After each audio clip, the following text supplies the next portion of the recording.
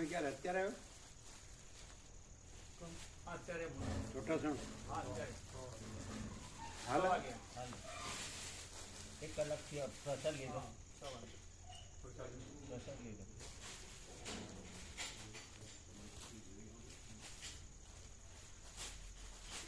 મને યોગ વાસીટ આપો. નવું પ્રિન્ટિંગ આવ્યું છે યોગ વાસીટ. વાત કરી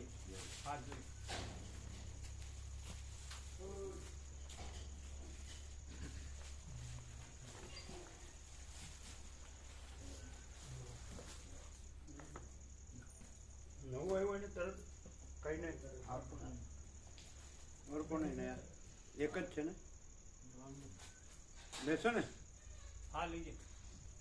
જૂનું હોય ને એ કોઈને વાંચવા જે વાંચે એવાને વાંચવા અપાય. આપણે નવું રાખવાનું સરસ છે. અને ચીનુપ્રભુ આમ અંદર 1500 છે છાપેલા પણ ચીનુપ્રભુ 800માં આપે એટલે બધા લાભ લે. તમે અહીંયા આવી ગયા? હા આવી. કેમ છે? ફાવે? હો બિલકુલ. કાંઈ દુઃખ હોય તો કયો. કોઈ દુઃખ નહીં તો કલ્પના દુઃખ તો હોય પણ હવે કોને કેવું. તમારું દુઃખ છે ને એ ભગવાને ન મટાડી શકે. તમારા આપણા આગળ દુઃખ રહે જ નહીં. અનંત આનંદમાં દુઃખ નથી રહે. સારું સારું બોલવાથી સુખ ન થાય.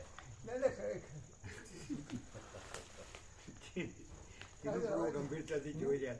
હું હોય તો દુઃખ હોય, હું ના હોય તો દુઃખ ના હોય. ચીનું કે એક એક રમકડા જોવા જેવા.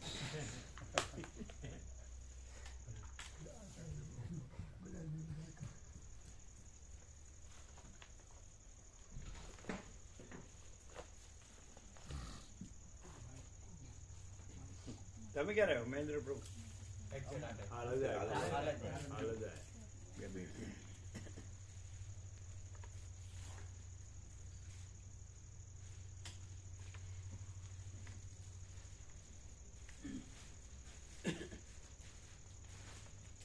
એના ખેતરમાં ગયા હતા ને તમે?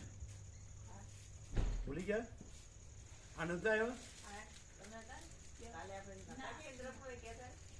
તમે નતા?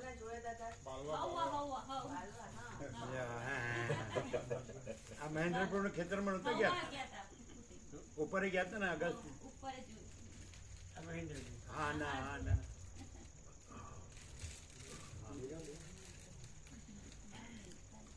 નામ લખી લીધું? લખી દીધું.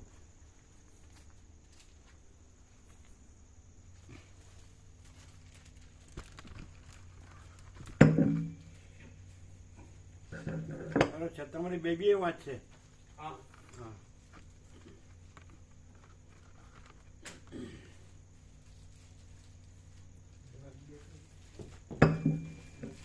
શું છે? ઓમ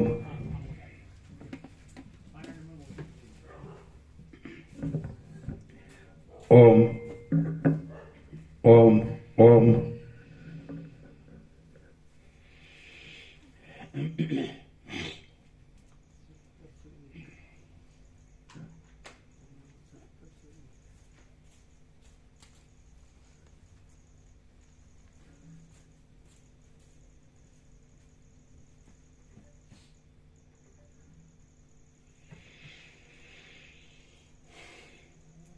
परम चिदाकाश, परम ज्योति, अखंड ज्योति, महाचिदाकाश, स्वयं प्रकाश, संपूर्ण प्रकाश, पूर्ण ब्रह्म, अनंत तेजघन, अनंत चिदघन, परमाकाश, केवल अनंत शुद्ध तेजघन, परमाकाश, अखिल आत्मा, पूर्ण ब्रह्म, परमात्मा, परम चिदाकाश, परम ज्योति, अखंड ज्योति, अनंत पूर्ण परम चिदाकाश, परम शांति, स्वयं सिद्ध, स्वयं प्रकाश, स्वयं पूर्ण, स्वस्वरूप, यही सब कुछ है, इसके सिवा कुछ नहीं है। शून्यभास अनंत कोटि महाकल्पो है ही नहीं। महाचिदाकाश स्वयं प्रकाश, संपूर्ण प्रकाश, महाचिदाकाश ज्योति, अनंत, अखंड, अभेद, महाचिदाकाश ज्योति, महातत्व, महासामान्य, महाचिदाकाश स्वसंवेद्य, सहज निर्विकल्प, महाचिदाकाश परम कैवल्य, परम शांति, परम चिदाकाश अनंत, पूर्ण, निरपेक्ष, सत, अनंत, संपूर्ण, अपरिघ, निर्भ्रांत, निरपेक्ष। वशिष्ठ राम निर्वाण उत्तरार्ध राउंड 40मो राउंड। आद्य परब्रह्म सद्गुरु देव की जय। ओम श्री परमात्मने नमः। सद्ग्रंथों शिरोमणि श्री योग वासिष्ठ महारामायण निर्वाण प्रकरण उत्तरार्ध सर्ग 193 पेज नंबर 1701 1701 रामनी विश्रांति। आ 193 सर्गમાં પ્રબોધને લીધે ક્ષણવારમાં અજ્ઞાનરૂપી નિદ્રાનો ક્ષય થઈ જવાથી સર્વદ્વૈત પ્રપંચથી રહિત નિત્ય આત્મામાં પોતાની સ્થિતિ થયાનું શ્રી રામચંદ્રજી વર્ણન કરશે। આ 193 સર્ગમાં પ્રબોધને લીધે ક્ષણવારમાં અજ્ઞાનરૂપી નિદ્રાનો ક્ષય થઈ જવાથી સર્વદ્વૈત પ્રપંચથી રહિત નિત્ય આત્મામાં પોતાની સ્થિતિ થયાનું શ્રી રામચંદ્રજી વર્ણન કરશે। રામ બોલ્યા, આદિ મધ્ય અને અંતથી રહિત જે પરમપદને દેવતાઓ અને ઋષિઓ પણ જાણતા નથી તે જ તત્વ આ દ્રશ્યના આકારે ભાસે છે। બાકી જગત પણ ક્યાં છે અને દ્રશ્યતા પણ ક્યાં છે? દ્વૈત અદ્વૈતના અનુસંધાનમાં મનની અંદર જે ભેદ ઉત્પન્ન થયા કરે છે અને તેથી વાક્યોના જે વ્યવહારો, સંદેહો અને ભ્રમો થાય છે તેમનું અમારે કશું પ્રયોજન નથી। અમને તો આ સર્વ શાંત, સર્વના આદિરૂપ અને નિર્વિકાર પરબ્રહ્મ રૂપે જ ભાસે છે। અમને તો આ સર્વ શાંત, સર્વના આદિરૂપ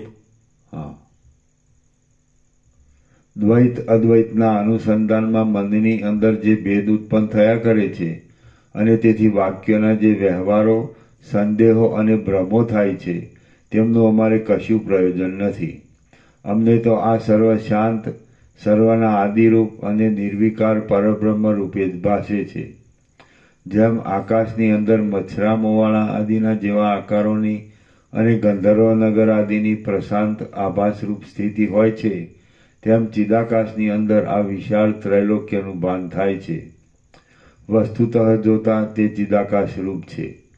જેમ આકાશની અંદર આકાશપણું રહેલું છે, પાષાણમાં પાષાણપણું રહ્યું હોય છે અને જળની અંદર જળભાવ રહ્યો હોય છે, તેમ ચિદૈક રસ બ્રહ્મની અંદર જગતનો ભાવ રહ્યો છે। અહંકાર આદિ સહિત આ જગતરૂપી દ્રશ્ય દિશાઓમાં અહંકાર આદિ સહિત આ જગતરૂપી દ્રશ્ય દિશાઓમાં અને આકાશમાં અસંખ્યપણે વિસ્તારવાળું છે, છતાં પણ મહાચૈતન્યની અંદર શૂન્યતા રૂપે જ રહેલું છે। તે શાંત ચિદાકાશ રૂપ જ છે એમ તમે સમજો। વિમૂઢ થઈ રહેલા જીવને અપરિમિત અનંત ઉદયવાળા પરબ્રહ્મનો અપરોક્ષ અનુભવ થાય છે। એટલે પછી આ સંસારરૂપી પિશાચ સ્ફૂરતા છતાં પણ શમી જાય છે। વિમૂઢ થઈ રહેલા જીવને અપરિમિત અનંત ઉદયવાળા પરબ્રહ્મનો અપરોક્ષ અનુભવ થાય છે એટલે પછી આ સંસારરૂપી પિશાચ સ્ફૂરતા છતાં પણ શમી જાય છે। જેમ તરંગનો ભેદ જળની અંદર ગલિત થઈ જાય છે તેમ જળ જેવો દેખાતા જળ જેવો દેખાતા છતાં જળભાવથી રહિત એવો તત્વજ્ઞ પુરુષ વ્યવહારવાળો હોય તો પણ તેના ભેદનો ભ્રમ નિશેષ ગળી જાય છે. ખરી છે. જેમ તરંગનો ભેદ જળની અંદર ગલિત થઈ જાય છે, તેમ જળ જેવો દેખાતા છતાં જળ ભાવથી રહિત એવો તત્વજ્ઞ પુરુષ વ્યવહારવાળો હોય તો પણ તેના ભેદનો ભ્રમ નિશેષ ગળી જાય છે. એમને બેસવાની ગાદી છે કે નહીં તમારે નીચે છે ને તમારે મહેન્દ્ર પ્રભુ? આધ્યાત્મિક આદિ 3 પ્રકારના તાપની ખાણરૂપ એવો અજ્ઞાનરૂપી સૂર્ય જ્યારે ક્યાંય જતો રહે છે ત્યારે સંસારનો સત્તારૂપી દિવસ અસ્તને પ્રાપ્ત થઈ જાય છે. તે જ મોક્ષ સુખની વિશ્રાંતિના કારણરૂપ રાત્રિનો ઉદય સમજવો. ભાવ અભાવમાં, કાર્યોમાં, જરામરણમાં અને જન્મમાં જ્યાં સુધી પ્રારબ્ધનો વેગ રહે છે ત્યાં સુધી તત્વજ્ઞ જીવનમુક્ત પુરુષ વ્યવહારના વિક્ષેપમાં રહે છે, ખરી છે. છતાં તેનાથી લિપ્ત થતો નથી. ભાવ અભાવમાં, કાર્યોમાં, જરામરણમાં અને જન્મમાં જ્યાં સુધી પ્રારબ્ધનો વેગ રહે છે ત્યાં સુધી તત્વજ્ઞ જીવનમુક્ત પુરુષ વ્યવહારના વિક્ષેપમાં રહે છે, છતાં તેનાથી લિપ્ત થતો નથી. લિપ્ત. છતાં તેનાથી લિપ્ત થતો નથી. અહીં અવિદ્યા પણ નથી, ભ્રાંતિ પણ નથી, સુખનો ઉદય પણ નથી અને દુઃખ પણ નથી. વિદ્યા, અવિદ્યા, સુખ, દુઃખ એ સર્વ નિર્મળ પરબ્રહ્મ રૂપ જ છે. આ સર્વ દ્રશ્યનું સ્વરૂપ ઓળખવામાં આવે તો તે નિર્મળ બ્રહ્મરૂપ જ છે. આમ તત્વવેત્તાની દ્રષ્ટિમાં અજ્ઞાત એવી બ્રહ્મ સિવાય કાંઈ વસ્તુ જ નથી. હું હવે પ્રબુદ્ધ થઈ ગયો છું અને મારી સર્વ પ્રકારની અજ્ઞાન દ્રષ્ટિઓ શાંત થઈ ગઈ છે. તેથી હું આ ત્રણેય લોકમાં શાંત અને સર્વત્ર સમાનતાથી રહેલ એવા ચિદાકાશ રૂપ જ દેખું છું. સારી રીતે ઓળખવામાં આવે તો આ સર્વ કેવળ બ્રહ્મરૂપ જ છે. પ્રથમ મેં મારું સ્વરૂપ ઓળખ્યું ન હતું તો પણ હું બ્રહ્મરૂપ જ હતો. હવે તો આત્મ સ્વરૂપ ઓળખાયું છે અને હું તેમાં સ્થિર થઈ રહ્યો છું. જેમ આકાશ શૂન્યતાના, શામતાના અને એકતાના અધિષ્ઠાન રૂપ છે, તેમ નિર્વિકાર અને આભાસથી પણ રહિત એવું બ્રહ્મ જ જ્ઞાન, અજ્ઞાન ઇત્યાદિ સર્વ વસ્તુરૂપ છે. હું જ્ઞાનને લીધે નિર્વાણ રૂપ જ થઈ રહ્યો છું, નિશંક થઈ રહ્યો છું, નિષ્કામ થઈ રહ્યો છું, ચિત્તમાં નિર્વિક્ષેપ આત્મસુખને જ એક ધારા પ્રવાહ રૂપે ધારણ કરી રહ્યો છું અને નિરંતર યથાસ્થિત અનંત આત્મ સ્વરૂપમાં જ હું સ્થિર થઈ રહ્યો છું. આમ પ્રબોધને પ્રાપ્ત થઈ ગયેલા હું સર્વના આત્મારૂપ બ્રહ્મની અંદર કેમ સ્થિતિ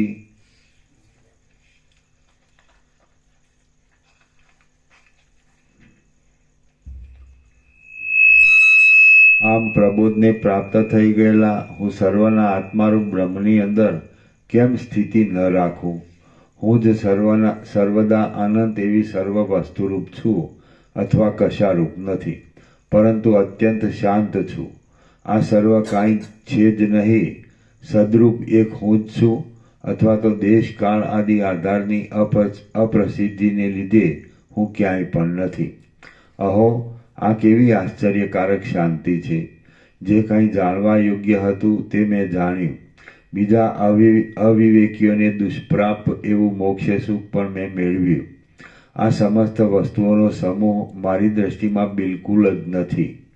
છેવટના સાક્ષાત્કાર વડે પ્રબોધને ઉત્પન્ન કરનારું આત્મ સ્વરૂપ મને ઓળખાયું છે અને તેને વિશે જન્મ મરણ આદિ દુઃખોનું નામ પણ નથી. શ્રી યોગવાસિષ્ઠ મહારામાયણમાં નિર્વાણ પ્રકરણના ઉત્તરાર્ધનો વિશ્રાંતિ કથન નામનો સર્ગ 193મો સમાપ્ત. સર્ગ 194મો. રામનું પોતાના જ્ઞાન અનુસાર ગુરુની પાસે કથન. આ 194મા સર્ગમાં આત્મતત્વ વિશે, જગત તત્વ વિશે અને નિર્વાણ સાધન વિશે શ્રી રામચંદ્રજી પોતાના બોધને અનુસરીને ગુરુને નિવેદન કરશે. આ 194મા સર્ગમાં આત્મતત્વ વિશે, જગત તત્વ વિશે અને નિર્વાણ સાધન વિશે શ્રી રામચંદ્રજી પોતાના બોધને અનુસરીને ગુરુને નિવેદન કરશે. રામ બોલ્યા, સર્વે જીવોના સર્વે ભાવો વિશે જ્યારે જ્યારે જે ભોગના નિમિત્ત વડે સ્વયંપ્રકાશ ચિદાત્મા જેવા જેવા વિવર્તને ધારણ કરી લે છે તેવા તેવા વિવર્તને પોતે નાના પ્રકારના ભોગતારૂપ જીવોના આકારે અનુભવે છે. જેમ સૂક્ષ્મ એવા નાના પ્રકારના રત્નોના કિરણો એક જ ઘરમાં ભેગા મળ્યા છતાં જુદા જ રહે છે, તેમ એક જ નિરવયવ બ્રહ્મની અંદર અનંત સૃષ્ટિઓ ભેગી મળ્યા છતાં જુદી જ રહે છે.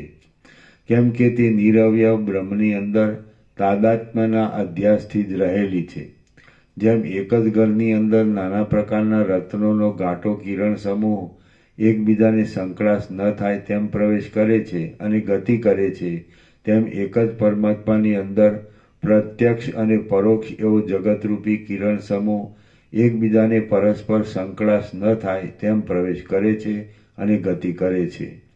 જેમ પ્રકાશતા એવા અનેક દીવાઓનો અનુભવ કેટલાક દેખતા માણસોને થાય છે અને કેટલાક આંધળા માણસોને નથી પણ થતો, તેમ આ આત્મા પ્રકાશ વડે પ્રકાશિત એવી અનેક સૃષ્ટિઓનો અનુભવ કેટલાકને સમાન કર્મવાસના આદિના યોગે પરસ્પર થાય છે અને કેટલાકને નથી પણ થતો. જેમ તરંગોના ક્રીડા કરવાના સ્થાનરૂપ સમુદ્રને વિશે જળના પ્રત્યેક અવયવની અંદર લવણ આદિ રસ રહેલો હોય છે, તેમ આ જગતને વિશે પ્રત્યેક પરમાણુની અંદર બધો દ્રશ્ય પ્રપંચ રહ્યો છે, પરંતુ વસ્તુતઃ જોતા સૃષ્ટિઓ પણ નથી અને તેનો ક્રમ પણ નથી. જેમ પ્રત્યેક જળના પરમાણુમાં જળ પરમાણુનો રસ રહ્યો હોય છે, તેમ ચિદૈક રસ પરમાત્માની અંદર સૃષ્ટિના આધારની પરંપરાઓ સર્વથા સર્વત્ર નિરંતર રહેલી છે. તેની સંખ્યા ગણવા કોણ સમર્થ થઈ શકે? જેમ કોઈ સ્થળે કે કોઈ કાળે શબ્દભેદ વિના અવયવીથી અવયવીપણું ભિન્ન હોતું નથી, તેમ પરબ્રહ્મની અંદર અવયવીથી અવયવીપણું ભિન્ન હોતું નથી. અવયવીપણું જેમ કોઈ સ્થળે કે કોઈ કાળે શબ્દભેદ વિના અવયવીથી અવયવીપણું ભિન્ન હોતું નથી, તેમ પરબ્રહ્મની અંદર કલ્પાયેલી સૃષ્ટિ શબ્દભેદ વિના તેનાથી જુદી નથી. એટલે અવયવીથી અવયવપણું.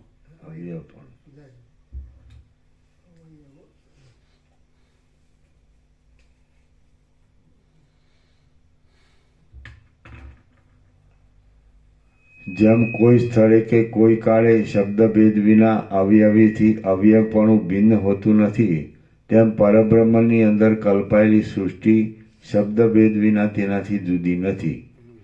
એક જ આત્મા માયા વડે અનંતરૂપ થઈ જાય છે, તેથી તે જ પોતે જગતનું અધિષ્ઠાન છે. કારણના અભાવને લીધે તે ઉદય અસ્તને પ્રાપ્ત થતો નથી. જેમ સૂર્યની પ્રભા ઘટપટ આદિના પ્રકાશને ઉજાસને ઉત્પન્ન કરે છે, તેમ સ્ફૂર્તિરૂપે પ્રકાશથી ચૈતન્ય શક્તિ જાણવા યોગ્ય વસ્તુનું અખંડ જ્ઞાન ઉત્પન્ન કરે છે. જેમ સૂર્યની પ્રભા ઘટપટ આદિના પ્રકાશને ઉજાસને ઉત્પન્ન કરે છે, તેમ સ્ફૂર્તિરૂપે પ્રકાશથી ચૈતન્ય શક્તિ જાણવા યોગ્ય વસ્તુનું અખંડ જ્ઞાન ઉત્પન્ન કરે છે. આમ છતાં તે અકર્તા છે. સર્વ વસ્તુઓની તૃષ્ણાનો ક્ષય થઈ જાય છે એટલે તત્વજ્ઞાન થાય છે. સર્વ વસ્તુઓની તૃષ્ણાનો ક્ષય થઈ જાય છે એટલે તત્વજ્ઞાન થાય છે. એ તત્વજ્ઞાનથી દ્રશ્ય બાધિત થઈ જાય છે અને તૃષ્ણાની સમાપ્તિ આવી જાય છે. આમ આત્મા પોતાની મેળે જ દેહ આદિ ક્ષણિક વસ્તુના તાદાત્મ્યના અધ્યાસથી રહિત થઈ જાય છે. આવી નિર્વિક્ષેપ સ્થિતિને જ સમાધિરૂપ અને નિર્વાણરૂપ કહેવામાં આવે છે. બુદ્ધિની જળ વૃત્તિ વડે બોધરૂપ આત્માનો બોધ સાક્ષાત્કાર થતો નથી. વળી આત્મા પોતે જ બોધરૂપ છે, તે બુદ્ધિ વડે જ બોધને પ્રાપ્ત થાય એ વાત અસંભવિત હોવાથી બંધ બેસતી નથી. વળી બોધરૂપ આત્મા પોતે જ કેમ બોધ્ય એટલે પોતાના કર્મરૂપ બને? એટલે તે પક્ષ પણ અઘટિત જેવો જ છે. એવો પ્રબુદ્ધ આત્મા પોતે જ બોધરૂપ છે અને અજ્ઞાનના યોગે તે સુષુપ્તિના જેવી અવસ્થામાં રહ્યો હોય છે. મધ્યાહન સમયે જેમ બધું ઝાકળ ખસી જાય છે એટલે સૂર્યનો તડકો બરાબર પ્રકાશે છે, તેમ અજ્ઞાનરૂપી ઝાકળ ખસી જાય છે એટલે દેશકાળ આદિનો વસ્તુતઃ અભાવ છતાં તે પોતે પોતાની મેળે જ પ્રકાશી નીકળે છે. સર્વ લૌકિક અને પારલૌકિક કર્મફળની તૃષ્ણાથી રહિત થઈ ગયેલા અને પ્રબોધને લીધે શાંત ઈચ્છાવાળા થયેલા સત્પુરુષો ઈચ્છા કરતા નથી. સર્વ લૌકિક અને પારલૌકિક કર્મફળની તૃષ્ણાથી રહિત થઈ ગયેલા અને પ્રબોધને લીધે શાંત ઈચ્છાવાળા થયેલા સત્પુરુષો ઈચ્છા કરતા નથી, તો પણ તેમને નિર્વાણની પ્રાપ્તિ થાય છે.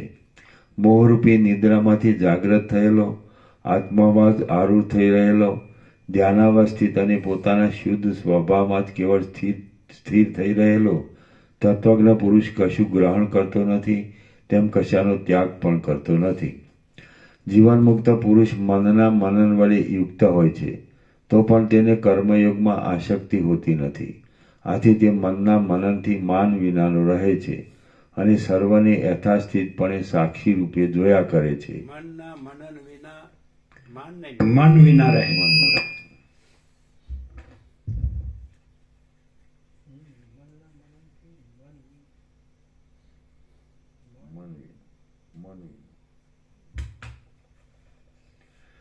જીવનમુક્ત પુરુષ મનના મનન વડે યુક્ત હોય છે, તો પણ તેને કર્મયોગમાં આસક્તિ હોતી નથી. આથી તે મનના મનનથી મન વિનાનો રહે છે અને સર્વને યથાસ્થિતપણે સાક્ષી રૂપે જોયા કરે છે. તે દીવાની પેઠે પ્રકાશ આપતો હોવા છતાં નિષ્ક્રિય છે. જીવનમુક્ત પુરુષને સર્વત્ર સત્ય ચિન્માત્ર તત્વ જ સૃષ્ટિ પ્રલય આદિ રૂપે ભાસે છે. વ્યુત્થાન દશામાં ચિન્માત્ર તત્વ જ તેને વિશ્વરૂપ જણાય છે અને સમાધિ દશામાં તેને તે બ્રહ્મરૂપ પ્રતીતિમાં આવે છે. વ્યુત્થિત દશામાં કે સમાધિ દશામાં રહ્યા છતાં જે પુરુષ ભેદભાવનાથી રહિત, બોધરૂપ અને સત્ય એવા સ્વરૂપાનુભવમાં સ્થિર થઈ રહે છે, તેમાં સર્વ દ્રશ્યને ઉદાસીનપણાથી જુએ છે, તે જ શાંતિને મેળવે છે. વ્યુત્થિત દશામાં કે સમાધિ દશામાં રહ્યા છતાં જે પુરુષ ભેદભાવનાથી રહિત, બોધરૂપ અને સત્ય એવા સ્વરૂપાનુભવમાં સ્થિર થઈ રહે છે, તેમાં સર્વ દ્રશ્યને ઉદાસીનપણાથી જુએ છે, તે જ શાંતિને મેળવે છે. જેમ આકાશની શૂન્યતા વિના બીજી કંઈ જુદી સત્તા નથી, તેમ જગતના અનેક પદાર્થોના સમૂહની તેના વાસ્તવિક ચિન્માત્ર ભાવ વિના બીજી કશી વાસ્તવ સત્તા નથી. વિશાળ બોધવાળા તત્વજ્ઞ પુરુષોને કેવળ અનંત બોધરૂપતા જ અવશેષ રહેલી અનુભવાય છે. તે બોધ પણ પોતાના સ્વરૂપમાં પરિણામને પ્રાપ્ત થઈ જઈને અવર્ણ્યપણાને પ્રાપ્ત થાય છે. અત્યંત શાંત એવો જીવનમુક્ત બ્રહ્મભાવમાં વિશ્રાંતિ પામે છે. એ પછી જે કાંઈ પરમ સત્તા અવશેષ રહે છે કિંવા નથી રહેતી, તે વાણી વડે વર્ણવી શકાય તેવી નથી. તે સત્તા સામાન્યની પરાકાષ્ઠા છે અને શુદ્ધ નિરુપાધિક ઈશ્વર ચૈતન્યથી કાંઈ ભિન્ન નથી. વળી તે અને આ સૃષ્ટિ પણ તે જ સત્તારૂપ છે. આમ સર્વ શાંત એવા અવિનાશી પરબ્રહ્મ રૂપ જ છે. સ્વચ્છ, શીતળ, જ્ઞાનરૂપ અને તૃષ્ણાથી રહિત એવા નિર્વાણ પદનો અનુભવ કરવા માટે બ્રહ્મા, વિષ્ણુ અને મહેશ પણ એ સત્તા સામાન્યને જ ઈચ્છે છે. શુદ્ધ એવું ચૈતન્ય સર્વત્ર સર્વથા સર્વકાળમાં સર્વ પદાર્થોના આકારે રહેલું જ છે.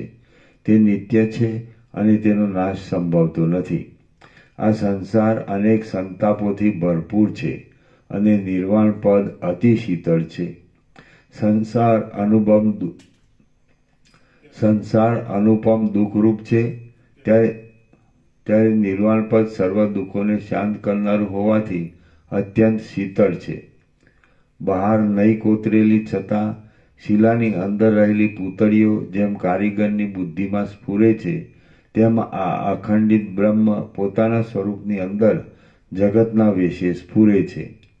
જેમ જળાશયની અંદર રહેલો તરંગોનો સમૂહ તેમાં સ્ફુર્યા કરે છે, તેમ અવિનાશી ચિદ્રૂપ તત્વ પોતે જ અન્નમય આદિ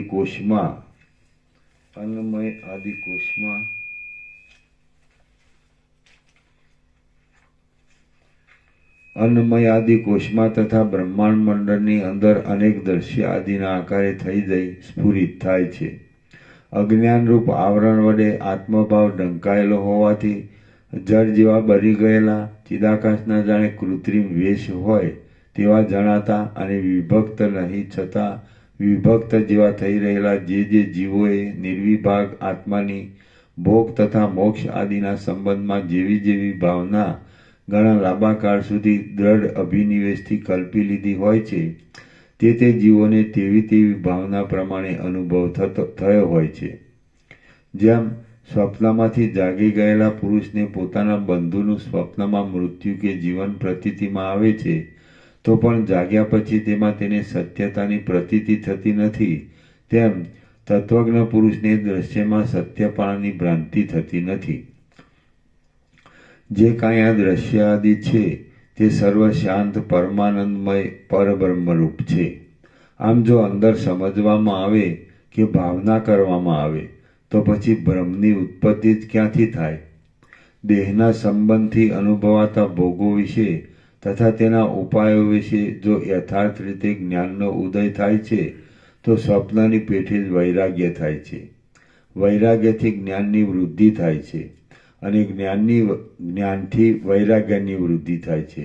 એ બંને ભિન્ન અને તેના પરના પ્રકાશની પેઠે પરસ્પર એકબીજાને ઉપકારી છે.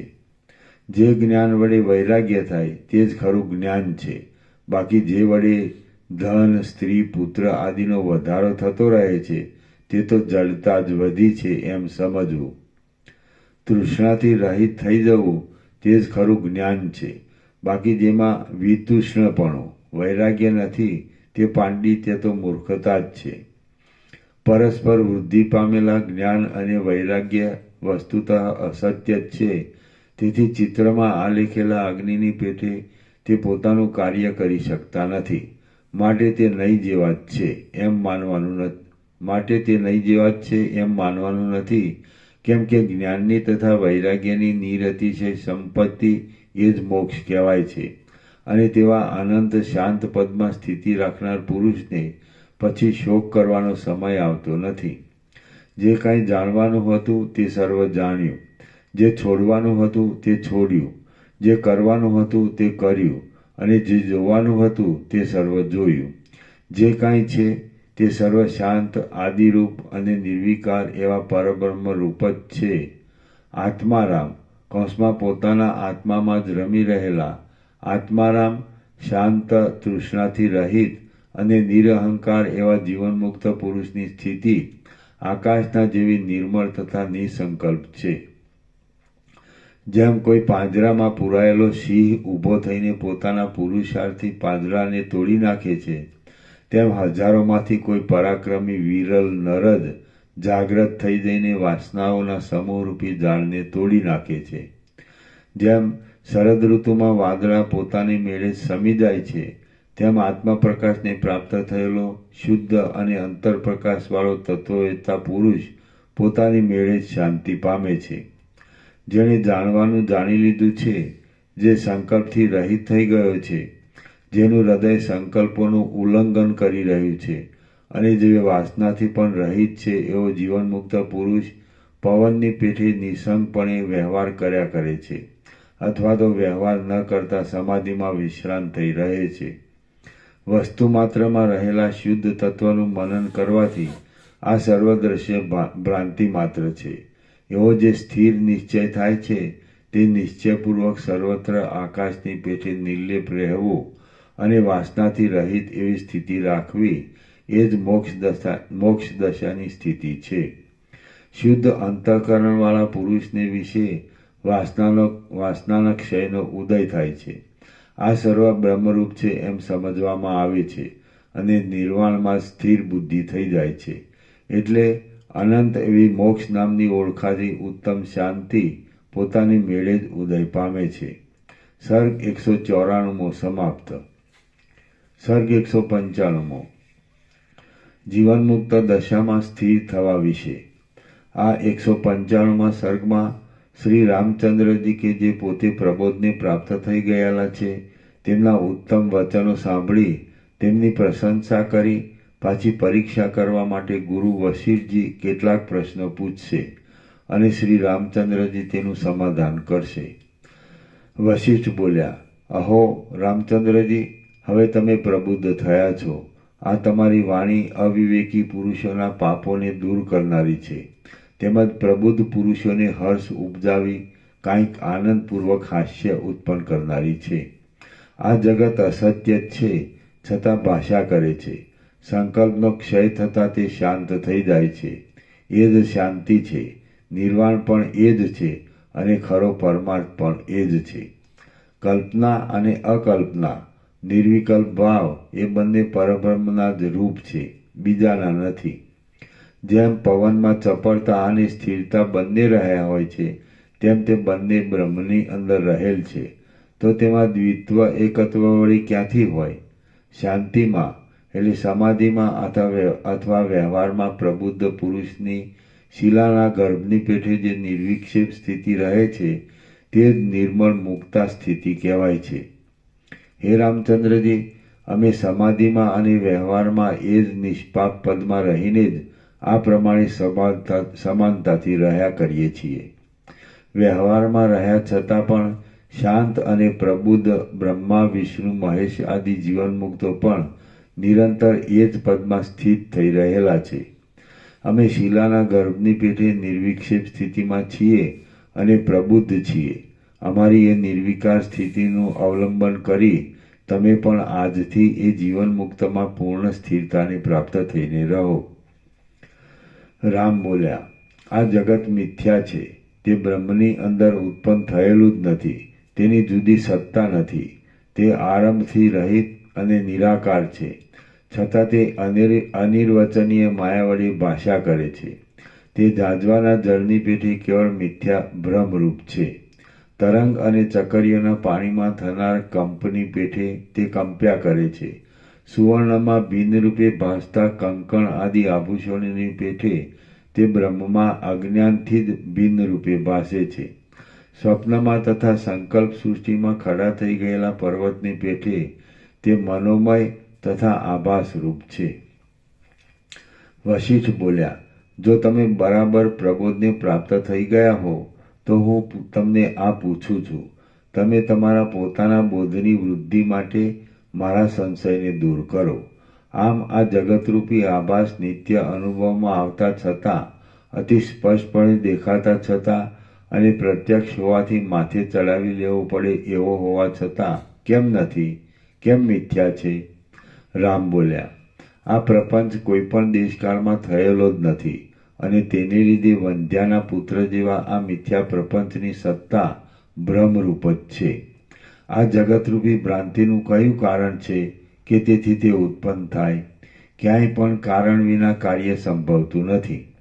નિર્વિકાર, અજર અને અમર તત્વ ક્યાંય પણ કોઈ પ્રકારે કશાનું કારણ સંભવતું નથી. વળી પૂર્વાવસ્થાનો ક્ષય થયા સિવાય બીજું કાંઈ વિકારવાળું અહીં પ્રસિદ્ધ રૂપે જણાતું નથી. નામરૂપથી રહિત બ્રહ્મ જ માયાના યોગથી વિવર્ત રૂપે જગતના કારણરૂપ છે એમ માનવામાં આવે તો પછી જગતના નામરૂપોની પ્રતીતિ ક્યાં યથાર્થ રૂપે રહી અને શી રીતે તથા કોને તે સત્યરૂપ ભાષે? તેથી અવર્ણ્ય એવા શાંત પરમપદની અંદર હિરણ્યગર્ભ એવા નામનું પ્રથમ ચૈતન્ય કેટલાક ઘણા લાંબા 2 પરાર્ધ કાળ સુધી વિવર્ત રૂપે આતિવાહિક દેહને ધારણ કરે છે અને તે જ જગતની ભ્રાંતિનો છેવટનો વિષય હોય એમ લાગે છે. જેમ આપ સ્વપ્નની અંદર એક ક્ષણને સંવત્સર રૂપ અનુભવો છો તેમ પ્રથમ ચૈતન્ય હિરણ્યગર્ભનો એક ક્ષણની અંદર સંવત્સર આદિ કાળના ભ્રમને અનુભવે છે. તેમજ તેની અંદર પછી કાકતાલીયની પેઠે ચંદ્ર, સૂર્ય આદિને પણ દેખે છે. જેનું શરીર સંકલ્પોથી બંધાય છે તેવા આદિ ચૈતન્ય હિરણ્યગર્ભને આ જગત પોતાની મેળે દેશ કાળ ક્રિયા આદિ સાથે ચિદાકાશની અંદર અત્યંત સ્ફુટ રૂપે ભાષા કરે છે. પછી તે મિથ્યા રૂપે ખડા થઈ ગયેલા જગતની અંદર તે મિથ્યા પુરુષ મિથ્યા રૂપે જ તેની ક્રિયાઓ કરે છે અને પરિવર્તન પામ્યા કરે છે. તે પોતે જ વ્યષ્ટિ જીવરૂપ બનીને નીચેના લોકમાંથી ઉપરના લોકમાં જાય છે અને ઉપરના લોકમાંથી નીચેના લોકમાં આવે છે.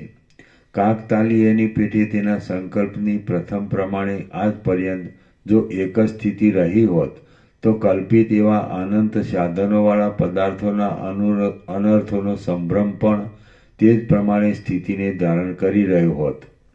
શીલા કામિની રૂપ થઈ જઈને વંધ્યાપુત્ર રૂપી પોતાના પતિના કપાળમાં આકાશના ચૂર્ણ વડે તિલક કરે છે અને અત્યંત શોભાને ઉત્પન્ન કરે છે. એ વાત જેમ મિથ્યા છે તેમ આ જગત પણ મિથ્યા છે. એ જગત કેવળ વિકલ્પ માત્ર જ ખડું થઈ ગયેલું છે, અથવા અધિષ્ઠાન દ્રષ્ટિથી જોઈએ તો આ સત્ય જ છે. કેમ કે મિથ્યાપણું વળી તેમાં ક્યાંથી હોય, અથવા તો તેનું મિથ્યાપણું પણ નથી અને સત્યપણું પણ નથી, પરંતુ જન્મ આદિ વિકારથી રહિત પરમ તત્વ જ અનિર્વચનીયપણે સર્વરૂપ થઈ રહેલું છે. આ જગત આકાશના ગર્ભ જેવું સ્વચ્છ છે, શિલાના ગર્ભ જેવું એક રસ છે, પાષાણ મૌના જેવું શાંત નિર્વિકલ્પ છે અને બ્રહ્મરૂપ હોવાથી અવિનાશી છે.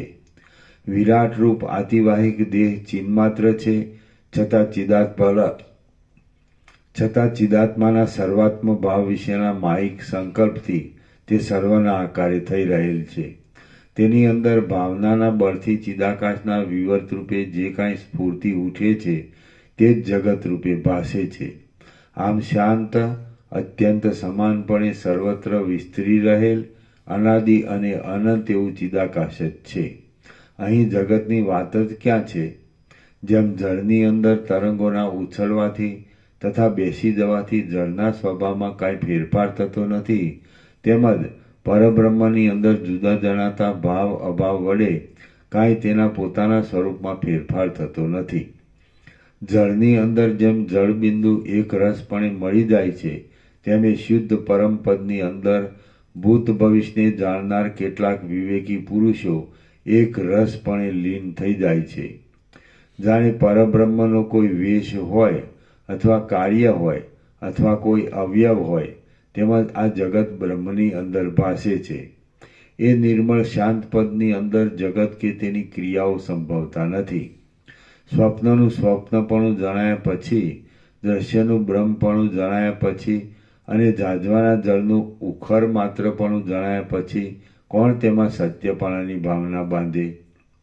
બ્રાહ્મણ જેમ મધના માધુર્યને જાણતો નથી, તેમજ અવિવેકી પુરુષ જીવનમુક્ત પુરુષના પરમાર્થ વસ્તુ સંબંધી ચમત્કારને અંતઃકરણમાં અનુભવ થયા વિના જાણી શકતો નથી. પ્રબુદ્ધ પુરુષ પરમાર્થરૂપ ચમત્કારને પોતાની અંદર અનુભવે છે, પણ તે બીજા અપવિત્ર પ્રપંચના ભોગરસને જાણતો નથી. મનુષ્ય જો પોતાના બહિર્મુખ થયેલા મનને રોકી રાખીને તેને સમાધિમાં સ્થિર કરે છે અને જો આત્માના સ્વરૂપનું અવલોકન કરે છે, તો તે શાંત અને નિત્યમુક્ત એવા સ્વરૂપમાં સ્થિર થઈ રહે છે. વશિષ્ઠ બોલ્યા, બીજાંકુરની પેટે દ્રશ્ય કારણરૂપ એવા બ્રહ્મની અંદર રહેલું છે, તો સૃષ્ટિ આદિની સત્તા અહીં શા માટે ન ઘટે? રામ બોલ્યા, અંકુર બીજની અંદર અંકુર રૂપે રહેલો જોવામાં આવતો નથી, પણ બીજની અંદર તેની જે સૂક્ષ્મ સત્તા રહી છે તે તો બીજરૂપ જ છે. બ્રહ્મની અંદર જગત તો જગત રૂપે જ પ્રતીતિમાં આવે છે, તેથી બીજાંકુરનું દ્રષ્ટાંત અહીં અસંગત છે. વળી સર્વદા પ્રલયકાળ આદિમાં પણ તે આવું જ રહેતું હોય તો તે બ્રહ્મરૂપ જ છે, કેમ કે બ્રહ્મ અવિકારી છે. નિર્વિકાર વસ્તુમાંથી સવિકાર વસ્તુ અને નિરાકાર વસ્તુમાંથી સાકાર વસ્તુ પ્રકટ રૂપે ઉદય પામે એવું ક્યાંય અમે દીઠું કે સાંભળ્યું નથી જ.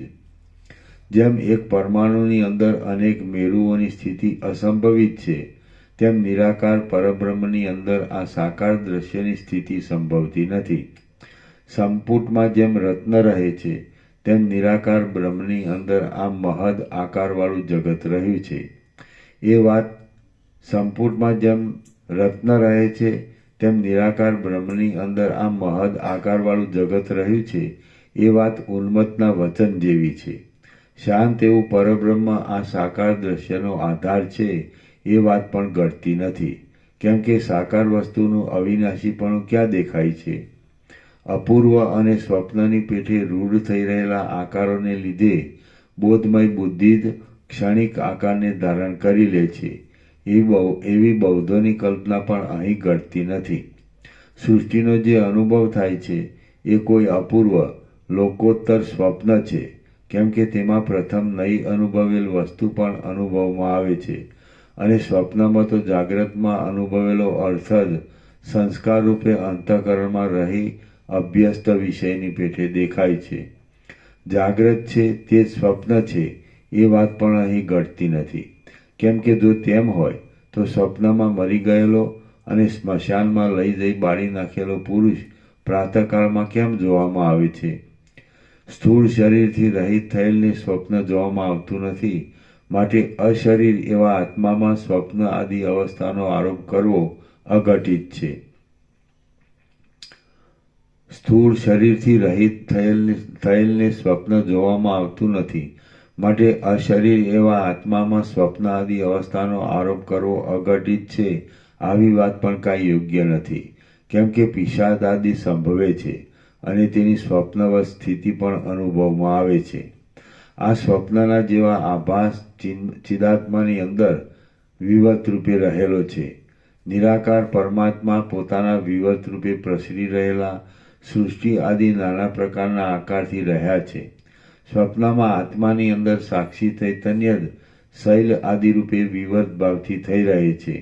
તેમ પરમાત્મામાં વિવત રૂપે જગતની સ્થિતિ છે. પ્રત્યેક ચૈતન્ય સર્વબંધથી રહિત બ્રહ્મરૂપ જ છે. પ્રત્યેક નહીં, પ્રત્યેક.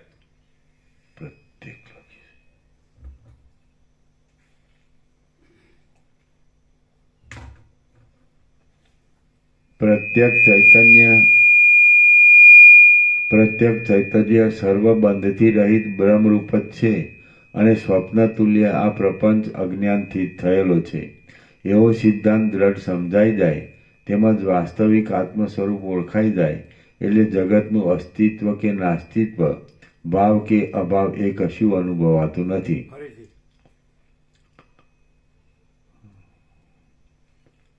પ્રત્યેક ચૈતન્ય. પ્રત્યેક ચૈતન્ય સર્વબંધથી રહિત બ્રહ્મરૂપ જ છે અને સ્વપ્ન તુલ્ય આ પ્રપંચ અજ્ઞાનથી જ થયેલો છે. એવો સિદ્ધાંત દ્રઢ સમજાઈ જાય તેમજ વાસ્તવિક આત્મ સ્વરૂપ ઓળખાઈ જાય એટલે જગતનું અસ્તિત્વ કે નાસ્તિત્વ, ભાવ કે અભાવ એ કશું અનુભવાતું નથી. ત્યારે અનુભવ કરનાર કે અનુભવનો ક્રમ એ પણ કાંઈ જણાતું નથી. પ્રબુદ્ધ અવસ્થામાં તો કશાનો અનુભવ જ થતો નથી અને અપ્રબુદ્ધ દશામાં પણ આ સર્વ અનિર્વચનીય રૂપ પ્રતીતિમાં આવે છે. તે પોતાના અનુભવ વડે જણાય છે અને સદરૂપ તથા અસદરૂપ ભાસે છે. સર્વશક્તિમાન પરમ તત્વની અંદર ભાવો અભાવ રૂપે અને અભાવો ભાવ રૂપે સર્વદા ભાસતા રહે છે.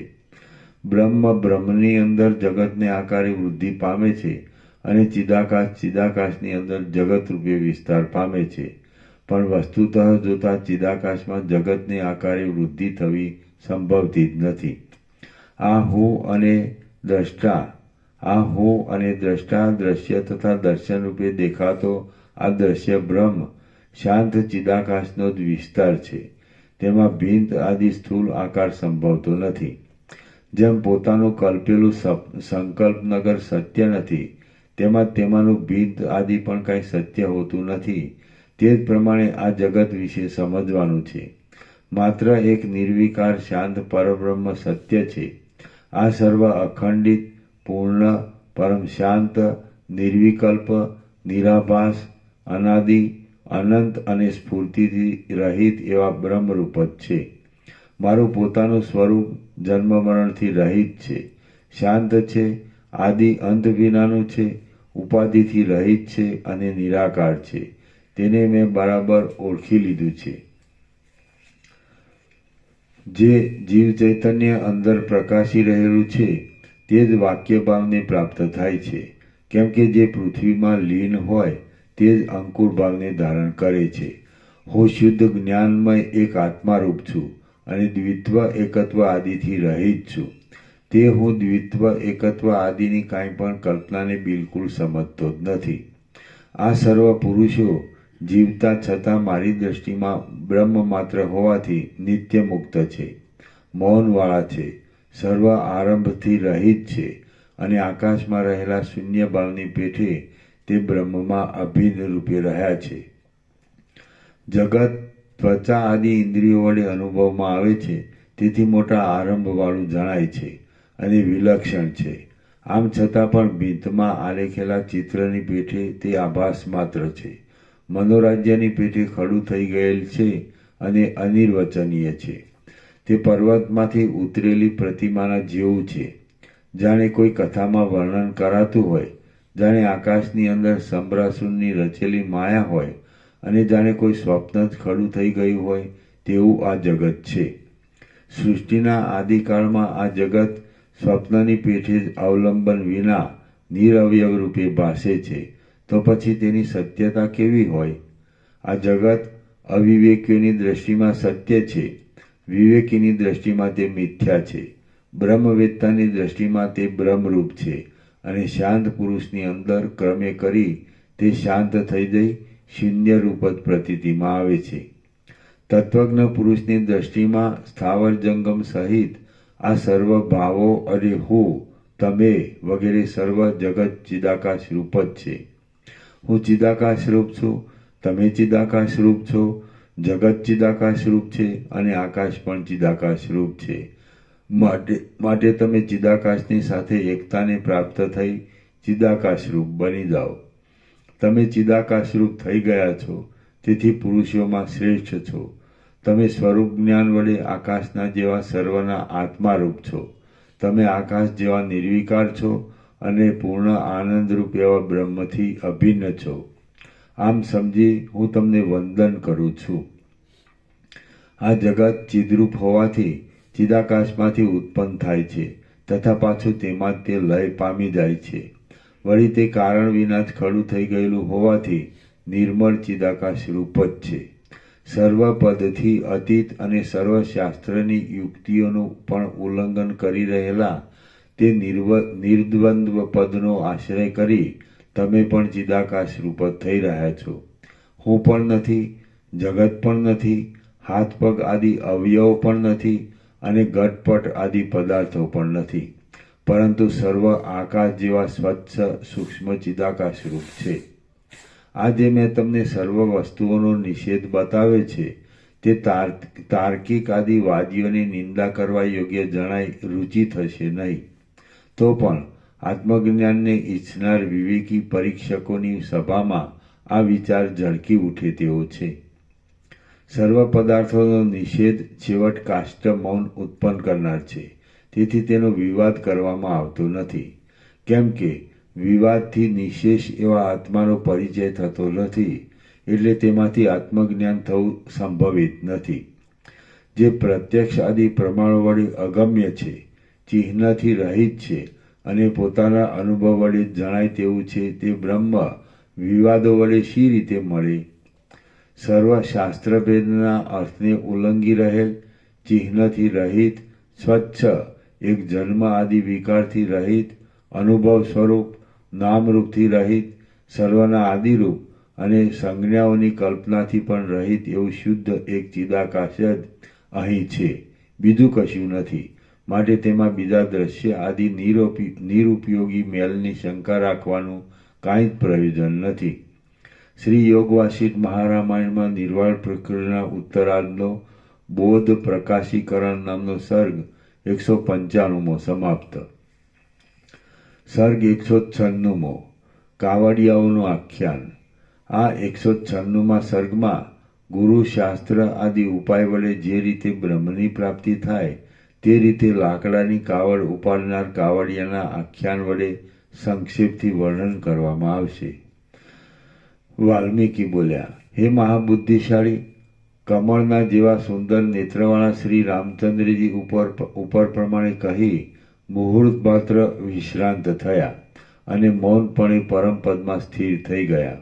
આમ તે પરમ તૃપ્તિ પામ્યા અને પરમાત્મામાં વિશ્રાંતિ પામ્યા.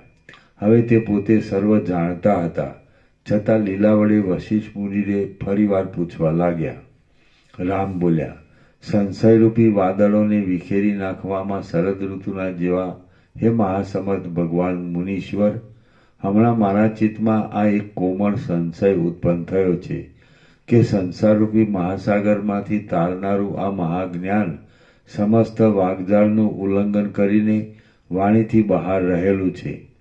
હે માન આપનાર, આ જે સત્ય બ્રહ્મ નિશ્ચયથી ચિદ્રૂપ જ છે તેના સ્વરૂપનું મોટા પુરુષો પણ વાણી વડે કથન કરી શકતા નથી. તે સર્વ સંકલ્પથી રહિત છે, પરમ જાણવા યોગ્ય આત્મ સ્વરૂપ છે, માત્ર તુર્ય અવસ્થા વડે જ જણાય છે અને તે દુર્ગમપણાને પ્રાપ્ત થઈ રહેલ છે.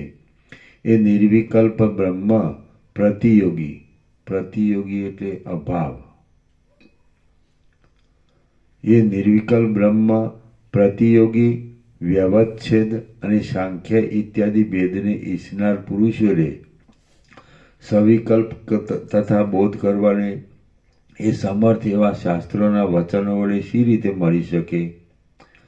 એ નિર્વિકલ્પ બ્રહ્મ પ્રતિયોગી વ્યવચ્છેદ અને સાંખ્ય ઇત્યાદિ ભેદને ઈચ્છનાર પુરુષોને સવિકલ્પ તથા બોધ કરવાને એ સમર્થ એવા શાસ્ત્રોના વચનો વડે શી રીતે મળી શકે?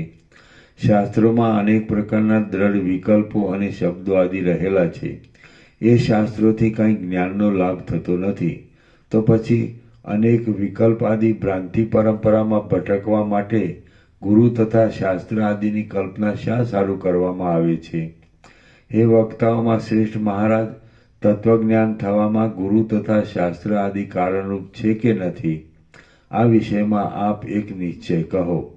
વશિષ્ઠ બોલ્યા, હે મહાબાહુ, તમે કહો છો તેમ શાસ્ત્ર કાંઈ જ્ઞાનનું કારણ નથી, કેમ કે શાસ્ત્ર અનેક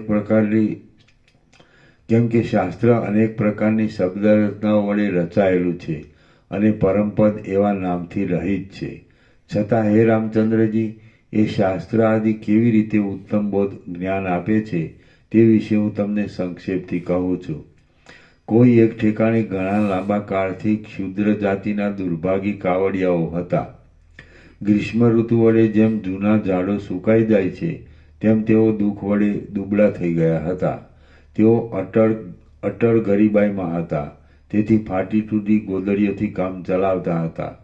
પરિણામે જેમ તળાવ ફાટી જતાં પાણી બહાર નીકળી જાય એટલે તેની અંદરના કમળો કરમાઈ જાય, તેમ તેમના મુખ અને હૃદય કરમાઈને દીન બની ગયા હતા.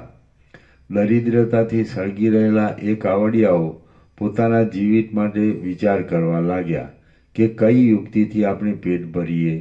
એમ વિચાર કરી દૈવયોગે તેમણે નિર્ણય કર્યો કે રોજ સાંજ સુધી મહેનત કરી લાકડા મેળવવા અને તેનો ભારો વેચી આપણે આપણું પેટીયું કાઢવું. આવો નિશ્ચય કરી તેઓ લાકડા માટે જંગલમાં જવા માંડ્યા, કેમ કે જે યુક્તિ વડે જીવિકા ચાલે છે તે જ યુક્તિ આપતકાળમાં શોભા આપે છે. એ પ્રમાણે તેઓ પ્રતિદિન જંગલમાં જઈ લાકડા લાવી તેને વેચી દેહનું પોષણ કરવા લાગ્યા અને દરરોજ જે અન્ન મળે તેથી નિર્વાહ કરવા લાગ્યા. તેઓ જે વનની અંદર જતા હતા તેની અંદર અનેક ગુપ્ત અને પ્રકટ રત્નો હતા, તેમજ કાષ્ઠ સુવર્ણ આદિ પણ હતા. એ ભાર ઉપાડનારા કાવડિયાઓમાંથી કેટલાકને કેટલેક દિવસે તે વનમાંથી સુવર્ણની અને રત્નોની પ્રાપ્તિ થઈ. હે માન આપનાર, ઘણા કાળથી ક્ષુદ્ર તરીકે ઓળખાતા એ કાવડિયાઓમાંથી કેટલાક ચંદનના લાકડા વેચીને, કેટલાક પુષ્પો વેચીને અને કેટલાક તો ફળો વેચીને જીવવા લાગ્યા. કેટલાક ભાગ્યહીન મંદ બુદ્ધિવાળા કાવડિયાઓને કાંઈ પણ સારરૂપ મળતું નહોતું, તેથી તેઓ જંગલમાંથી ખરાબ લાકડા લાવી તે વેચી પોતાનો નિર્વાહ ચલાવવા માંડ્યા. તેમની આજીવિકાનું મુખ્ય સાધન જંગલની કેડીઓ જ હતી. લાકડા માટે જ ઉદ્યમ કરનારા એ કાવડિયાઓ જંગલમાં જતા હતા. તેમાંથી કેટલાક તો રત્ન આદિ પ્રાપ્ત થઈ જતા, તરત જ દરિદ્રતાના તાપથી રહિત થઈ ગયા. એ પ્રમાણે તેઓ નિરંતર મહાવનમાં જતા હતા. તેટલામાં એક પ્રદેશમાંથી તેમને ચિંતામણી નામનો મણિ જડી ગયો. એ ચિંતામણીમાંથી તેમને સર્વ વૈભવની સમૃદ્ધિ પ્રાપ્ત થઈ. તેઓ પરમ સુખી થઈ સુખપૂર્વક ત્યાં રહેવા લાગ્યા. ઉત્તમ દેવતાઓ જેમ સ્વર્ગમાં સુખપૂર્વક રહે છે, તેમ લાકડા માટે ઉદ્યમપરાયણ થઈ રહેલા તે કાવડિયાઓ સર્વ અર્થ આપનારા તે ચિંતામણીને મેળવીને નિર્દ્વંદ્વ તાડ તડકો ક્ષુધા તૃષા આદિ દુઃખથી રહિત થઈ સુખ ભોગવવા લાગ્યા. આમ એ કાવડિયાઓ લાકડા લાવવાના ધંધામાંથી ચિંતામણી મેળવ્યો અને તેમને પરિપૂર્ણ રીતે ઉત્તમ ધન સાંપડ્યા. આથી તેઓ ભય, મોહ, ખેદ અને દુઃખ આદિથી મુક્ત થઈ ગયા અને તેઓ બુદ્ધિને આનંદમય બનાવીને તેમજ બીજી વસ્તુઓના લાભ અલાભમાં સમાન રહીને સુખેથી પોતાનો સમય ગાળવા લાગ્યા. સર્ગ 196 સમાપ્ત. સર્ગ 197. આત્મજ્ઞાનમાં ગુરુ અને શાસ્ત્ર ઉપયોગી છે. આ 197માં સર્ગમાં કાવડિયાના આખ્યાનના તાત્પર્યનું વિવરણ કરવાના ક્રમથી આત્મજ્ઞાનમાં ગુરુશાસ્ત્ર આદિનું હેતુ પણ વર્ણવાશે. રામ બોલ્યા, હે માનદાતા, હે મુનિઓમાં શ્રેષ્ઠ, એ કાવડિયાઓની વાર્તાથી સૂચવવાના ક્રમને હું નિસંદેહપણે જે પ્રમાણે જાણું તે પ્રમાણે આપ કરો. વશિષ્ઠ બોલ્યા, હે રામચંદ્રજી, ઉપરની કથામાં મેં કાવડિયાઓ કહ્યા ત્યાં પૃથ્વીની અંદરના મનુષ્યો સમજવા. મેં કાવડિયાઓનું જે દરિદ્રતા સંબંધી દુઃખ કહ્યું તે અજ્ઞાન અને તેથી થતા 3 પ્રકારના તાપો છે. જેને મેં મોટું જંગલ કહ્યું તે ગુરુ અને શાસ્ત્રક્રમ આદિ સમજવું. તેઓ ઉદરભરણને અર્થે ઉદ્યમમાં પ્રવૃત્ત થયા એમ જે મેં કહ્યું તે ભોગની ઈચ્છા રાખનારા મનુષ્યો સમજવા. મને નિરંતર ભોગોના સમૂહો જ પ્રાપ્ત થાઓ એમ કૃપણ બની જઈ મનુષ્ય બીજા કાર્યોની અપેક્ષા રાખતા નથી અને શાસ્ત્ર આદિમાં પ્રવૃત્ત થાય છે. જો કે મનુષ્ય શાસ્ત્ર આદિમાં પણ ભોગ માટે પ્રવૃત્તિ કરે છે, તો પણ છેવટ શાસ્ત્રના રહસ્યને સમજી લઈ તે પરવશ છતાં પણ મોક્ષરૂપી આદ્ય પદને પ્રાપ્ત થાય છે. જેમ કોઈ સાર અસાર શોધનાર વિવેકી કાવડિયાએ લાકડાને માટે ઉદ્યોગ કર્યો છતાં મણી મેળવ્યો અને તેમ ભોગને અર્થે શાસ્ત્ર ગ્રહણ કરતા છતાં કોઈ વિવેકી પુરુષ પરમપદને પામે છે. કોઈક તો શાસ્ત્ર અને વિચાર વડે શું થાય એવા સંદેહભર્યા કુતૂહલથી શાસ્ત્ર આદિમાં પ્રવૃત્ત થાય છે અને પછી ઉત્તમ પદને મેળવે છે. ઉત્તમ તત્વરૂપ અર્થ અનુભવમાં નહીં આવવાથી કેટલાક મનુષ્યો સંદેહને લીધે વિષય ભોગને માટે જ શાસ્ત્ર આદિમાં પ્રવૃત્ત થાય છે અને પછી છેવટે તે શુદ્ધ પદને પામે છે. કાવડિયાઓ જેમ લાકડા લેવા માટે જંગલમાં જતા હતા છતાં કોઈ જુદા ચિંતામણીનો તેમને અપૂર્વ લાભ મળ્યો, તેમ લોકો પોતાની વાસના અનુસાર શાસ્ત્ર દ્વારા અન્યથા જુદા ફળની આશાથી પ્રવૃત્તિ કરે છે અને તેમને તેમાંથી નિરતિશય મોક્ષ સુખરૂપ એવું કંઈક બીજું જ ફળ મળે છે. જે સ્વાભાવિક રીતે જ નિરંતર પરોપકારમાં પ્રવૃત્ત રહે છે તે સાધુ સત્પુરુષ કહેવાય છે અને સર્વ લોકોમાં તેની ચેષ્ટા જ પ્રમાણરૂપ બને છે. તત્વને ન જાણનારા લોકો યોગોની પ્રાપ્તિ થવાની બાબતમાં સંદેહયુક્ત હોય છે. તેથી તેમને શાસ્ત્રના ફળ વિશે શંકા રહે છે. છતાં તેઓ સત્પુરુષોના આચારને લીધે શાસ્ત્ર આદિમાં પ્રવૃત્ત થાય છે. જેમ કાવડિયાઓ લાકડા માટે જંગલમાં જતા હતા છતાં પણ તેમને વનમાંથી ચિંતામણીનો લાભ થયો, તેમ મનુષ્ય શાસ્ત્ર આદિમાં ભોગને માટે પ્રવૃત્તિ કરે તો પણ તેમને ભોગ તથા મોક્ષ એ બંને મળે છે. જેમ કેટલાય કાવડિયાઓને વનમાંથી ચંદનના લાકડાને, કેટલાકને ચિંતામણી નામના મણીનો અને કેટલાકને સામાન્ય રત્નનો લાભ થયો, તેમ આ સંસારને વિશે પણ શાસ્ત્રમાંથી કેટલાક મનુષ્યને ભોગનો લાભ, કેટલાકને અર્થનો લાભ, કેટલાકને ધર્મનો લાભ, કેટલાકને ત્રિવર્ગનો ત્રણેયનો લાભ, કેટલાકને મોક્ષનો લાભ અને કેટલાકને એ સર્વનો ચારે પુરુષાર્થોનો લાભ મળે છે. હે રામચંદ્રજી, ત્રિવર્ગનો ધર્મ અર્થ અને કામનો ઉપદેશ તો શાસ્ત્ર આદિમાં છે, પરંતુ બ્રહ્મની પ્રાપ્તિ વાણીથી અગોચર છે, માટે તેનો ઉપદેશ બ્રહ્મનું પ્રતિપાદન કરનારા શાસ્ત્રોમાં પણ નથી. જેમ વસંત આદિ ઋતુની શોભા તે ઋતુમાં ઉત્પન્ન થનાર ફળ પુષ્પો આદિ વડે સૂચિત થાય છે, તેમ સર્વ વાક્યાર્થો વડે માત્ર બ્રહ્મનો બોધ જ સૂચિત થાય છે, પરંતુ તેનું યથાર્થ જ્ઞાન તો પોતાના અનુભવ વડે જ પ્રાપ્ત થાય છે. ફરીથી જેમ વસંત આદિ ઋતુની શોભા તે ઋતુમાં ઉત્પન્ન થનાર ફળ પુષ્પો આદિ વડે સૂચિત થાય છે, તેમ સર્વ વાક્યાર્થો વડે માત્ર બ્રહ્મનો બોધ જ સૂચિત થાય છે, પરંતુ તેનું યથાર્થ જ્ઞાન તો પોતાના અનુભવ વડે જ પ્રાપ્ત થાય છે. જેમ મણિ દર્પણ તથા ચંદ્ર આદિ સર્વના સૌંદર્યને ઉલ્લંઘી રહેલું લાવણ્ય સ્ત્રીરૂપી રત્નની અંદર અનિર્વચનીય રૂપે રહી હોય છે, તેમ સર્વ દ્રશ્ય વર્ગને ઉલ્લંઘન કરી રહેલો બ્રહ્માનુભાવ શાસ્ત્રની અંદર રહેલો છે. બ્રહ્માનુભવ અનુભવ ભવ જ છે, બરોબર. તો તમે ભાવ બોલ્યા. ખોટું બોલે. જેમ મણિ દર્પણ તથા ચંદ્ર આદિ સર્વના સૌંદર્યને ઉલ્લંઘી રહેલું લાવણ્ય સ્ત્રીરૂપી રત્નની અંદર અનિર્વચનીય રૂપે રહી હોય છે, તેમ સર્વ દ્રશ્ય વર્ગને ઉલ્લંઘન કરી રહેલો બ્રહ્માનુભવ શાસ્ત્રની અંદર રહેલો છે. સર્વ પદને ઉલ્લંઘી રહેલો આ પરમ બોધ શાસ્ત્રથી, ગુરુના વાક્યથી, દાનથી કે ઈશ્વરાર્ચનથી પ્રાપ્ત થતો નથી.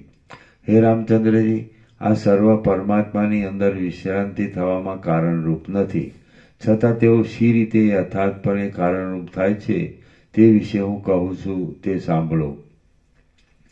શાસ્ત્રના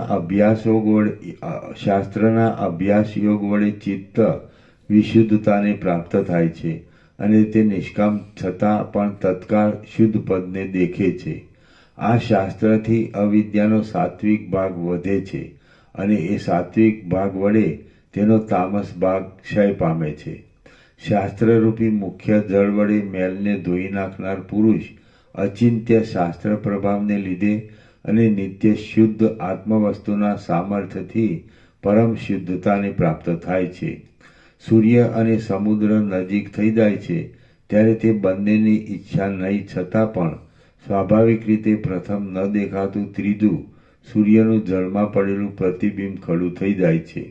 તે પ્રતિબિંબ આભાસ રૂપે વિદિત છે અને વિસ્તારવાળું જણાતા છતાં સત અને અસત છે. તે પ્રમાણે મુમુક્ષુ પુરુષનો અને શાસ્ત્રનો પરસ્પર સંબંધ થાય ત્યારે આત્મજ્ઞાન થાય છે, અને તે આત્મજ્ઞાન અનુભવમાં આવતા સર્વ પદોથી અતીત છે. જેમ સૂર્ય અને સમુદ્ર એ બંનેનું સ્વરૂપ જોવાથી તેનો વિવેક થાય, જુદાપણું જણાય છે, તેમ સ્વાભાવિક રીતે શાસ્ત્ર વિવેકથી દેહની અંદર શુદ્ધ આત્માનો ભિન્ન રૂપે અનુભવ થાય છે. જળની અંદર એક લોઢા વડે બીજા લોઢાને ધોતો બાળક જેમ બંને લોઢા ઘસવાથી પોતાના હાથની પરમ શુદ્ધતાને મેળવે છે, તેમ આત્મતત્વની પરીક્ષા માટે પોતાના વિચારથી શાસ્ત્રોના વિકલ્પોના સમૂહ વડે બીજા વિકલ્પોને ધોઈ નાખનાર વિવેકી પુરુષ પરમ શુદ્ધતાને મેળવે છે. જેમ ઇક્ષુ શેરડીના રસનું માધુર્ય અનુભવ વડે જણાય છે, તેમ મહાવાક્યના અર્થના રસરૂપ પોતાના આત્માનું જ્ઞાન શાસ્ત્ર આદિથી મળે છે, અને તે પોતાના અનુભવથી જણાય તેવું છે. જેમ આકાશમાં ફેલાઈ રહેલો સૂર્યનો પ્રકાશ, કાંતિ અને ભીંતનો સંયોગ થતાં સ્ફુટપણે અનુભવમાં આવે છે, તેમ આત્મજ્ઞાન પણ શ્રવણ અને તેનો યોગ્ય અધિકારી એ બંનેનું મિલન થતાં સ્ફુટપણે અનુભવમાં આવે છે. જે શ્રવણ ત્રિવર્ગ માત્રની ધર્મ, અર્થ અને કામની સિદ્ધિને માટે થાય છે, પરંતુ મોક્ષને માટે થતું નથી, તે બહુશ્રુત તત્વવેત્તા પુરુષોની ચર્ચામાં શ્રવણ કરવામાં આવ્યું હોય તો પણ તુચ્છ અને મૂર્ખતા બતાવનાર છે. તે જ ખરેખર શ્રવણ કહેવાય જેનાથી જ્ઞાન થાય, તે જ ખરેખર જ્ઞાન કહેવાય જેનાથી સમતાનો ઉદય થાય, અને તે જ ખરેખર સમાનતા કહેવાય, જેનાથી જાગ્રતમાં પણ સુષુપ્તિના જેવી નિર્વિકલ્પ સ્થિતિ પ્રાપ્ત થાય. આ પ્રમાણે આ સર્વ શાસ્ત્ર આદિથી પ્રાપ્ત થાય છે. માટે સર્વ પ્રયત્નથી શાસ્ત્ર આદિનો અભ્યાસ કરવો. હે રામચંદ્રજી, બ્રહ્મલોક પર્યંતના ઐશ્વર્ય સુખથી પણ અધિક અને સર્વેશ્વર રૂપ એવું મોક્ષ નામનું અનાદિ સુખ ગુરુની વાણીથી, શાસ્ત્રાર્થની ભાવનાથી, સત્સંગતિથી, નિયમથી અને શાંતિથી પ્રાપ્ત થાય છે. શ્રી યોગ વાસિષ્ઠ મહારામાયણમાં નિર્વાણ પ્રકરણના ઉત્તરાર્ધનો શાસ્ત્ર મહાત્મ્ય નામનો સર્ગ 197મો સમાપ્ત. ઓમ ઓમ ઓમ. પાના નંબર 1712.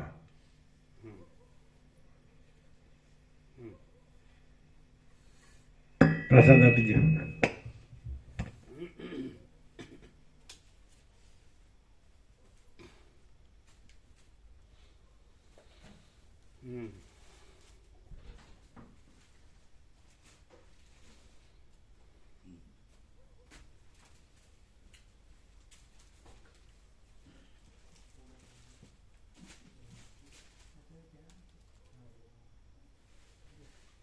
લગભગ 3 દિવસમાં થઈ જશે. 40મો રાઉન્ડ 1756 છે. 12 એટલે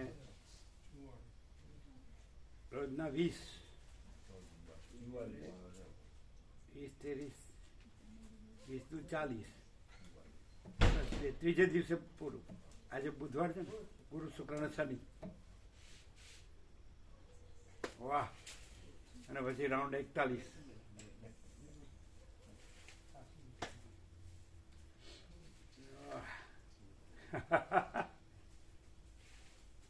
બ્રહ્માનંદમ પરમ સુખદમ કેવલમ જ્ઞાનમૂર્તિમ દ્વંદ્વાતીતમ ગગન સદૃશમ તત્વમસ્યાદિ લક્ષ્યમ એકમ નિત્યમ વિમલમચલમ સર્વધિ સાક્ષીભૂતમ ભાવાતીતમ ત્રિગુણરહિતમ સદગુરુમ વસિષ્ઠમ તમ નમામિ.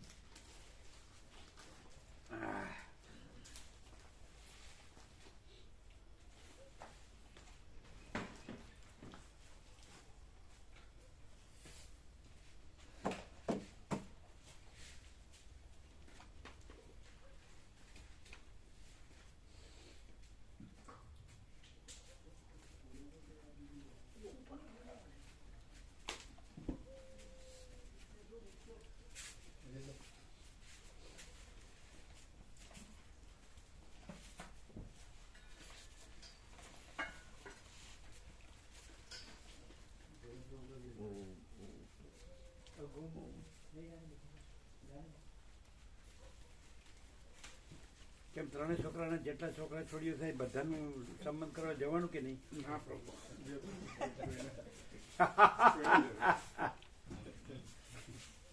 એ કે કેમ પહેલાનું એનું કર્યું ને અમારામાં કેમ નહીં આવવાનું? અમારામાં આવવું જ પડશે. તો શું કરશો? ના બોલાવતો. હે? છોકરી માટે સારું જોવાનું એટલા માટે. છોકરાઓ તો બધું એટલે બધાનું સારું જોવું પડે ને. છોકરાઓ તો જાતે જ કરી લેવાનું.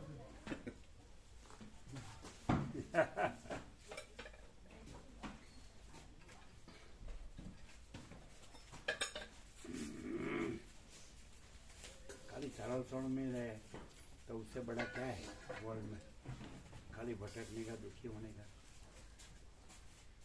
कुछ नहीं करने का, खाली सुनने का. समाधि भी नहीं, असमाधि भी नहीं, लेकिन सहज परम शांति है ना. કેમ છે અહીંયા? ફાવે છે? કોઈ તકલીફ નથી ને? અહીં તો આનંદી હેરાન કરવા ન આવે.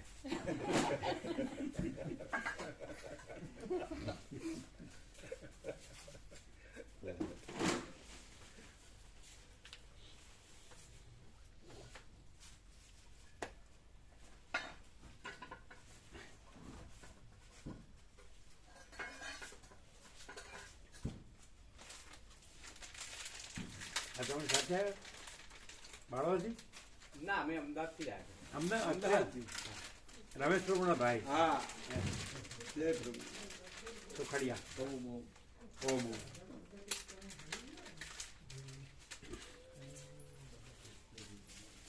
બધું રહેવાનું જમવાનું બધું અનુકૂળ આવે એમ તકલીફ નથી ને?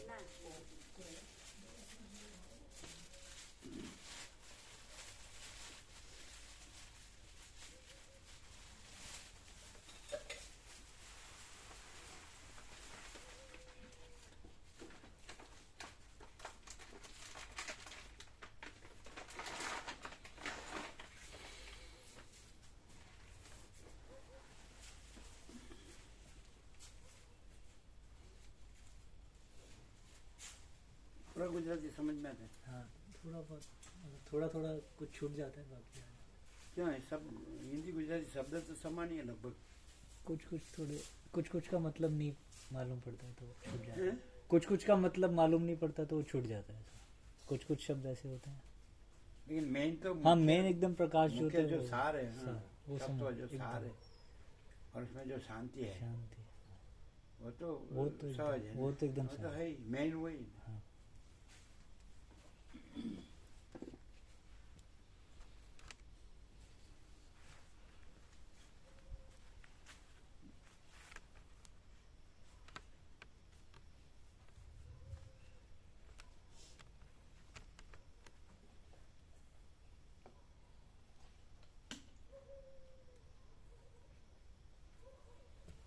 ये सुबह रह गया था वैसे रह ना जाए हाँ वो गलती से रहेगा। ढांकने का हाँ गलती और ये सब ले लेना हाँ ले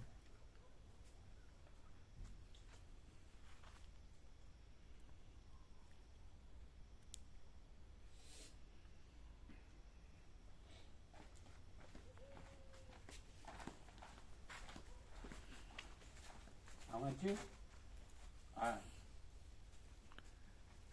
बुलाते हैं स्वामी जी